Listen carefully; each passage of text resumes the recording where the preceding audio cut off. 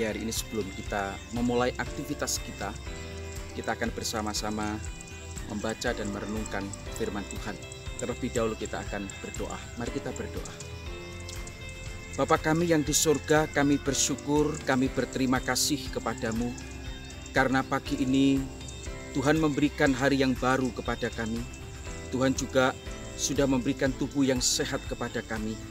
Pagi ini Tuhan, kami sebelum memulai akan aktivitas kami sepanjang hari ini, kami mau membaca dan merenungkan firman-Mu. Tuhan tolong kami supaya kami dapat mengerti dan memahami firman-Mu. Kami mendapatkan berkat dan anugerah dari Tuhan. Firman-Mu akan menguatkan dan meneguhkan kami.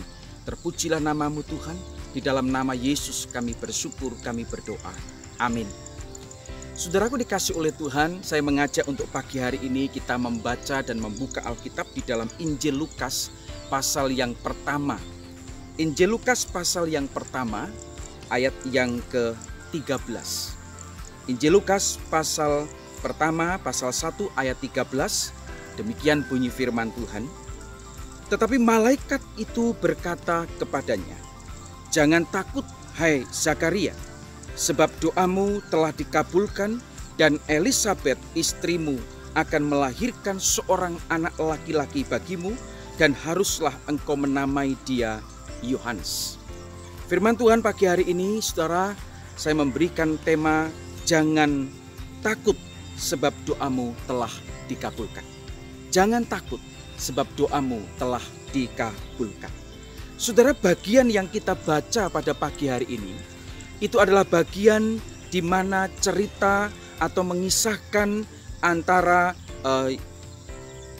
Zakaria, rombongan dari Abia, seorang imam, dengan istrinya yaitu Elisabet.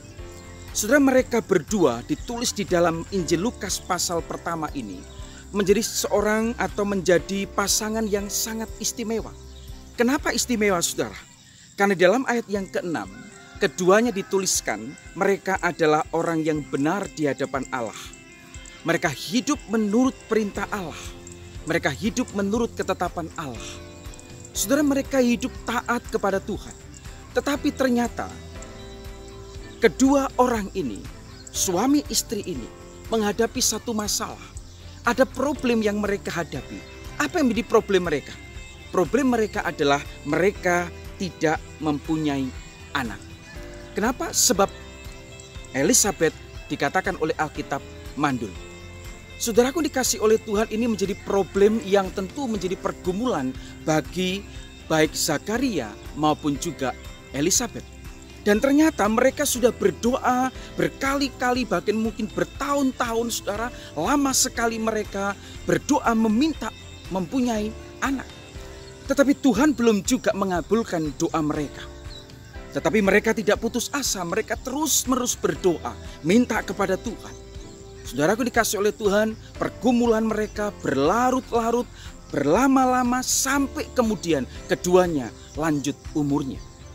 Saudaraku dikasih oleh Tuhan, tetapi pada satu kali Zakaria mendapatkan giliran untuk memimpin umat Tuhan beribadah dan berdoa. Dia mendapatkan giliran, dan pada saat dia mendapatkan giliran untuk melayani Tuhan, tiba-tiba di dalam Alkitab mengatakan tampaklah kepada Zakaria seorang malaikat yang berdiri di sebelah kanan mezbah Tuhan. Dan malaikat ini berkata kepada Zakaria, "Jangan takut, hai Zakaria, sebab doamu telah dikabulkan dan Elisabet istrimu akan melahirkan seorang anak laki-laki dan kamu harus menamakan dia Yohanes." Saudaraku dikasih oleh Tuhan, satu hal yang luar biasa kita bisa melihat di bagian ini. Tidak biasanya, saudara, Zakaria menemukan pengalaman seperti ini. Tiba-tiba seorang malaikat Tuhan berdiri menjumpai dia. Karena itu Alkitab mengatakan, saudara sekalian, Zakaria menjadi terkejut, Zakaria menjadi takut. Saudara, dalam sebuah buku mengatakan begini, bahwa untuk mendapatkan giliran memimpin umat Tuhan, memberikan persembahan atau memimpin umat Tuhan melayani pada saat itu hanya kesempatan satu kali seumur hidup. Jadi Zakaria sepanjang hidupnya dia mendapatkan satu kali kesempatan untuk memimpin umat Tuhan menjadi imam pada saat itu. Dan pada saat itulah Tuhan menjawab apa yang menjadi doa dan pergumulan mereka.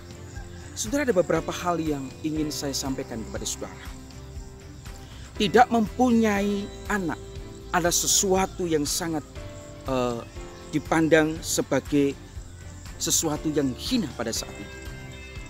Karena itu di dalam ayat yang ke-25 dikatakan, inilah suatu perbuatan Tuhan bagiku, dan sekarang ia berkenan menghapuskan aibku di depan orang. Problem mereka yang mereka hadapi berlarut-larut sampai keduanya menjadi lanjut umurnya, menjadi tua. Mereka sudah taat, mereka setia kepada Tuhan, mereka mentaati semua ketetapan dan peraturan Tuhan. Mereka adalah seorang yang melayani Tuhan, tetapi toh saudara, mereka tetap mempunyai problem di dalam kehidupan mereka, yaitu tidak mempunyai anak. Saudara, ini menunjukkan bahwa orang yang beriman, orang yang taat, orang yang saleh, orang yang melayani Tuhan bisa saja mengalami problem yang berlarut-larut di dalam kehidupan mereka. Bahkan mungkin terlihat mereka menjalani kehidupan mereka seolah-olah Tuhan tidak memberkati mereka. Saudara sekalian dikasih oleh Tuhan, jangan terpancing atau jangan ikut arus pengajaran zaman sekarang. Ada banyak pengajaran yang mengatakan, saudaraku, bahwa orang yang beriman, orang yang saleh, orang yang taat, hidupnya akan terus lancar. Hidupnya akan terus baik. Jangan mengikuti dan jangan percaya dengan ajaran-ajaran seperti itu. Saudara dikasih Tuhan, kalau hidup saudara penuh dengan penderitaan, penuh dengan problem, masalah dalam kehidupanmu, tidak juga berarti dan tidak selalu menunjukkan bahwa saudara tidak beriman atau saudara berdosa di hadapan Tuhan. Saudaraku dikasih oleh Tuhan, ada satu hal yang perlu untuk kita juga renungkan bersama, saudara. Walaupun mereka punya problem, bahkan problem mereka berlarut-larut lama sekali, mereka di dalam penderitaan, tetapi mereka tetap setia melayani Tuhan. Mereka tetap setia percaya kepada Tuhan bahwa satu saat nanti Tuhan akan menjawab doa mereka. Saudaraku dikasih oleh Tuhan, mari kita di dalam masa-masa Natal ini, kita ingat kembali apa yang dikatakan oleh malaikat Tuhan. Jangan takut, sebab doamu dikabulkan oleh Tuhan. Mungkin hari ini kita sudah berdoa berpuluh-puluh kali, bahkan ratusan kali. Sudah lama sekali kita berdoa minta sesuatu kepada Tuhan. Janganlah putus asa untuk terus berdoa. Mintalah apa yang saudara perlukan dan butuhkan, yang saudara pergumulkan. Tuhan yang sama yang menjawab doa Elisabet dan juga Zakaria, maka Tuhan juga akan menjawab dan mengabulkan doa saudara, doa saya, doa kita semua. Tuhan Yesus memberkati, mari kita berdoa. Bapa di surga, kami sangat bersyukur kepadamu karena pagi hari ini Tuhan memberikan kesempatan bagi kami untuk sekali lagi kami datang kepada Engkau dan mendengar firman-Mu. Terkadang kami ya Tuhan penuh dengan pergumulan, hidup kami penuh dengan kesulitan, penderitaan. Tuhan tolonglah kami. Berikan kami pundak yang kuat, lutut yang kuat untuk menanggung semua penderitaan, semua kesulitan, semua kesusahan yang kami alami. Tuhan, biarlah Engkau mengajarkan dan memberikan kekuatan bagi kami seperti Zakaria dan Elisabet untuk tetap setia kepada Engkau walaupun ada di dalam pergumulan yang berlarut-larut, tidak kunjung selesai, tetapi kami mau setia dan tetap setia kepada Engkau. Sampai pada akhirnya Tuhan, kami mendengar seperti yang Zakaria dengar. Jangan takut, sebab doamu sudah dikabulkan oleh Tuhan. Bapa di surga, berkati setiap kami yang mendengar firman-Mu hari ini dimanapun mereka berada. Berkati usaha pekerjaan mereka, berkati rumah tangga mereka, berkati apa yang mereka kerjakan setiap hari ya Tuhan. Dan biar di masa-masa Natal ini kami terus boleh merenungkan akan kasih anugerah Tuhan di dalam kehidupan kami. Terpujilah nama-Mu, di dalam nama Tuhan Yesus kami bersyukur, kami berdoa. Amin. Selamat pagi, Tuhan Yesus memberkati. Amin.